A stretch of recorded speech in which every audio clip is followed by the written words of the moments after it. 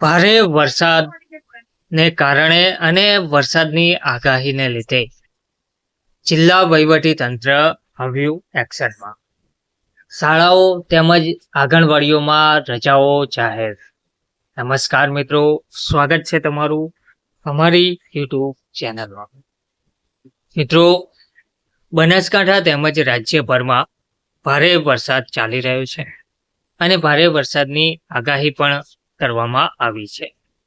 જિલ્લા વહીવટી તંત્ર તેમજ રાજ્ય સરકારે શાળાઓ અને આંગણવાડીઓમાં રજાઓ જાહેર કરી દીધી છે.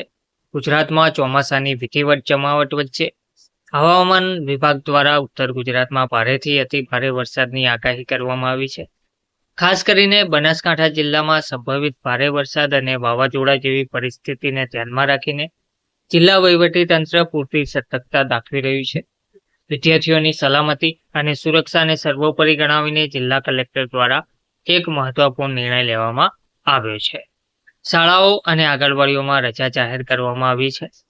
હવામાન વિભાગની રેડ ઓરેન્જ એલર્ટ જેવી ચેતવણીઓને પગલે બનાસકાંઠા જિલ્લાની તમામ સરકારી અને અર્ધ સરકારી શાળાઓ તેમજ આંગણવાડી કેન્દ્રોમાં રજા જાહેર કરવામાં આવી છે. તંત્ર દ્વારા લેવાયેલા આ નિર્ણય પાછળનો મુખ્ય હેતુ બાળકોને વરસાદી માહોલ દરમિયાન ઘરની બહાર ના નીકળવું પડે અને કોઈ પણ પ્રકારની અનિચ્છનીય ઘટનાથી બચાવી શકાય તે છે. તંત્ર દ્વારા અપીલ અને માર્ગદર્શિકા જિલ્લા આપત્તિ વ્યવસ્થાપન વિભાગ દ્વારા નાગરિકોને પણ અતિશય જરૂરિયાત વગર ઘરની બહાર ના નીકળવા તેમજ નીચાણવાળા વિસ્તારોથી દૂર રહેવા સૂચના આપવામાં આવી છે. વહીવટી તંત્ર દ્વારા તમામ અંબાજી અને સરહદી વિસ્તારોમાં ખાસ નજર રાખવામાં આવી રહી છે, જેથી કોઈ પણ કટોકટીની સ્થિતિમાં તાત્કાલિક રાહત અને બચાવ કામગીરી હાથ ધરી શકાય.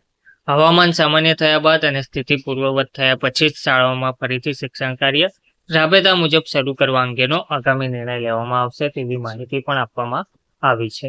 ધન્યવાદ.